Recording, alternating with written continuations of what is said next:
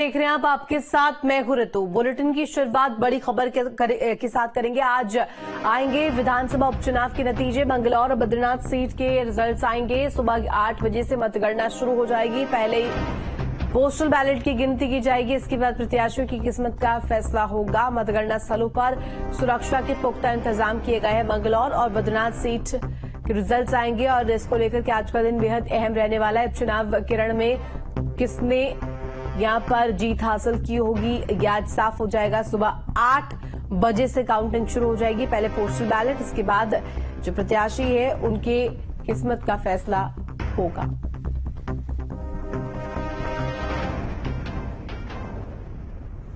तो मतगणना स्थलों पर सुरक्षा के पुख्ता इंतजाम किए गए हैं। अगर बात करें काउंटिंग सेंटर्स की, वहां पर तमाम पुलिस बल की तैनाती और इसके साथ साथ सुरक्षा के लिहाज से भी तैनाती की गई है पुलिस बल की। मंगलौर और बद्रीनाथ सीट के रिजल्ट्स आएंगे और रिजल्ट्स को लेकर के खासा उत्साह है और लगातार यहां पर दावे भी किए जा रहे हैं जीत को लेकर। सुबह 8 बजे से काउंटिंग जब शुरू हो जाएगी, सबसे पहले पोस्टल बैलेट, उसके बाद ईवीएम खोलेंगे और उसके बाद यहां पर देखिए गिनती शुरू होगी। प्रत्याशियों की किस्मत का आज फैसला होगा।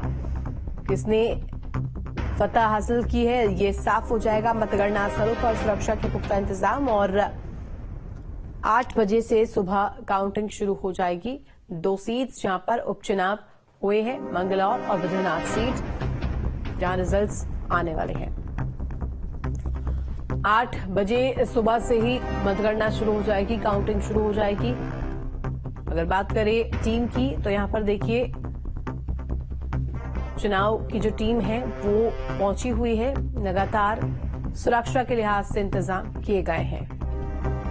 खबर पर जानकारी के लिए संवाददाता चमोली से सुरेंद्र रावत हमारे साथ जुड़ गए हैं। सुरेंद्र, देखिए जिस तरीके से आज का दिन बेहद अहम रहने वाला है, लगातार दावे अलग अलग राजनीतिक दलों की तरफ से किए गए, जीत के दावे किए गए। अगर बात करें आज के दिन की, तो आज नतीजों का दिन है, बेहद खास दिन, क्या कुछ अपडेट? बिल्कुल 10 जुलाई को जो बद्रीनाथ उपचुनाव का मतदान हुआ था, उसके बाद जो 3 लेयर जो सुरक्षा थी उसके तहत ईवीएम मशीनों को राजकीय महाविद्यालय गोपेश्वर में स्ट्रांग रूम में रखा गया था। और आज सुबह से ही जो सभी राजनीतिक पार्टियों के जो समर्थक हैं और जो एजेंट्स हैं वो पूरे उत्साह के साथ अभी काउंटिंग स्थल पे पहुंचे हैं। सुरक्षा के 454 इंतजाम किए गए हैं। और क्योंकि जिस तरह से उपचुनाव जो होते हैं वही कहा जाता है कि ये सरकार का चुनाव है, और जिस तरह से देखा भी गया कि पूरी बद्रीनाथ विधानसभा में मुख्यमंत्री से लेकर केंद्रीय मंत्री, सांसद, विधायक और सभी का जमावड़ा यहाँ पे लगा था। वही कांग्रेस की अगर बात करें तो कांग्रेस की भी नेता प्रतिपक्ष के साथ साथ पूर्व मुख्यमंत्री और जो वर्तमान जो विधायक हैं कांग्रेस के, जो शीर्ष नेतृत्व है वो पूरा बद्रीनाथ में हर गांव पहुंचा था। लेकिन अब देखने वाली बात होगी, जो 8 बजे से मतगणना शुरू होगी उसके बाद से किस तरह के रुझान शुरू होते हैं और किसके पक्ष में ये चुनाव जाता है। सुरेंद्र, इसके साथ साथ देखिए अगर बात करें काउंटिंग सेंटर्स की, तो वहां पर इंतजामों को लेकर के आपने जानकारी दी कि किस तरीके से पुलिस बल की तैनाती की गई है, सुरक्षा के लिहाज से तमाम इंतजाम किए गए। लेकिन इसके अलावा अगर कहा जाए तो आज जो मतगणना होनी है, इसको लेकर के क्या कुछ रूपरेखा रहने वाली है? क्योंकि देखिए पहले तो बताया गया कि पोस्टल बैलेट की गिनती होगी, इसके बाद से ईवीएम्स खोले जाएंगे। बिल्कुल, जिस तरह से जो जिला निर्वाचन आयोग की तरफ से जो व्यवस्थाएं की गई है उसमें जो लगभग 14 टेबल रखी गई है और 15 राउंड का इसमें मतगणना होगी। और जिसको लेकर जो निर्वाचन जो चुनाव में ड्यूटी तैनात में जो कर्मचारी हैं वो लगातार अभी मतदान जो टेबल हैं उन पे तैनात हो चुके हैं। और 8 से 8:30 बजे तक पोस्टल बैलेट का जो गणना होगी और 8:30 बजे से ईवीएम मशीनों की गणना शुरू होगी। सुरेंद्र, इसके साथ साथ देखिए कांटे की टक्कर कांग्रेस और बीजेपी के बीच दोनों ही सीट्स को लेकर अगर कहें तो देखने को मिली थी।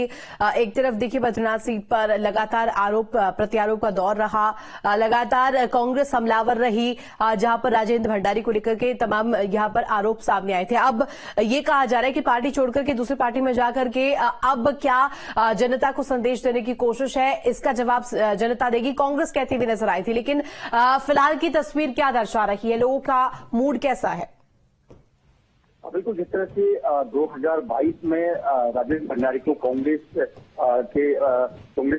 समर्थित जो प्रत्याशी थे उनको बहुत बड़ा जनादेश पूरे बद्रीनाथ विधानसभा के समय पूरे गढ़वाल क्षेत्र से एकमात्र कांग्रेस के विधायक राजेंद्र भंडारी विजय हुए थे।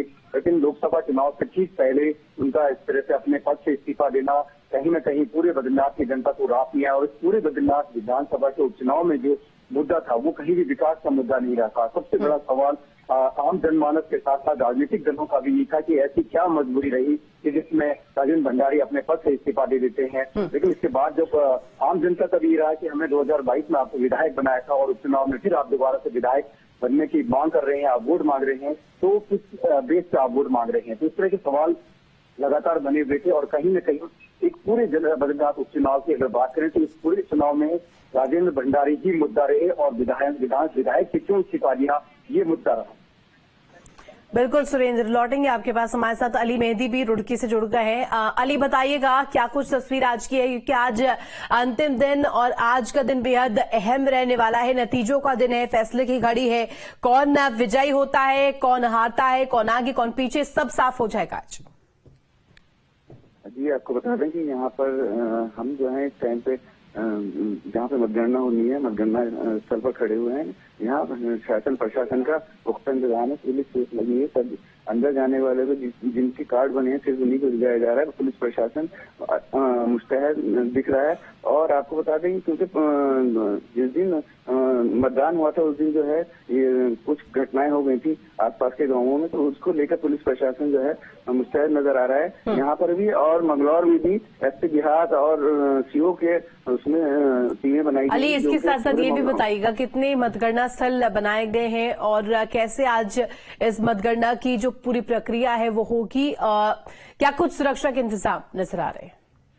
जी, आपको बता दें कि मतगणना के लिए यहाँ पर जो ईवीएम है, ईवीएम के लिए यहाँ पर 14 टेबलें लगाई गई हैं और कुल मिला के यहाँ पर 25 टेबल का इंतजाम किया गया है। और उम्मीद करते हैं कि 12 बजे तक जो है नतीजे हमें आने की उम्मीद है। और रही सुरक्षा की बात, तो सुरक्षा जो है बहुत 3 जो है घेरे बनाए हैं जिसमें जिसको पार करके जो भी जाएगा अंदर उसको तीनों जगह अपना कार्ड या अपनी कोई ना कोई आईडी दिखानी पड़ेगी। यानी कि कड़े इंतजाम किए गए हैं। आज जब मतगणना होगी साफ हो जाएगा कि कौन विजय रहा है, किसने फतह की और कौन पीछे रह गया।